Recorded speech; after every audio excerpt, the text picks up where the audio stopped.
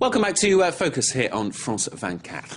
Now, for the first time in the history of the world, a country, India in fact, is accusing a multinational company of biopiracy. That means stealing indigenous plants and then trying to develop genetically modified versions of them without giving any compensation back to the local people or nation where the plant originally came from.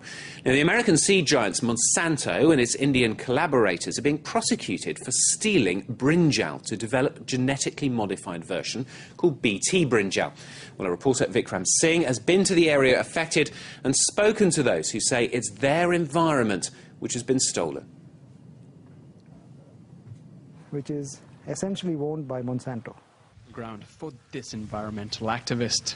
Leo Saldana filed the complaint that has led to India charging American agricultural giant Monsanto with biopiracy. And the eggplant, or brinjal, is what the company is accused of stealing. Leo says Monsanto illegally used indigenous brinjal varieties to create a genetically modified version of the vegetable.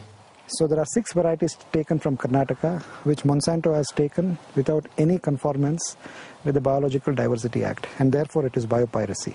And once they put the BT gene into brinjal, then it becomes a commodity which is essentially owned by Monsanto. The brinjal is one of the most popular vegetables in India, with close to 2,500 varieties. In 2010, Monsanto's partner companies nearly got approval to commercialize a GM variety called BT Brinjal. The massive public protests forced the government to ban it indefinitely. Undeterred, Monsanto has continued testing other GM crops. 2 months ago, a hastily destroyed experimental field of GM maize was filmed by a local TV crew. Monsanto has been accused by Greenpeace of not informing the field's owner about the nature of the crop. We didn't really have an agreement. Monsanto just made me sign a form. What was written on the form? Nothing. There was just a date and the name of the company. To find out more, we travelled to Bangalore, home to Monsanto's main research centre in India.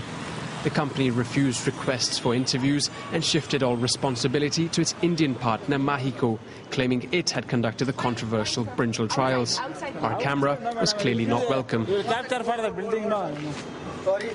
This is the first time the Indian government has considered pressing charges of biopiracy against a foreign company.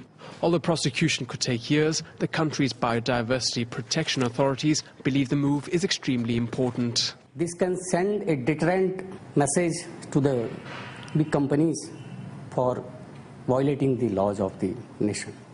It is not acceptable to State Biodiversity Board of Karnataka that the farmers and our communities are robbed of the advantage they should get from the indigenous variety.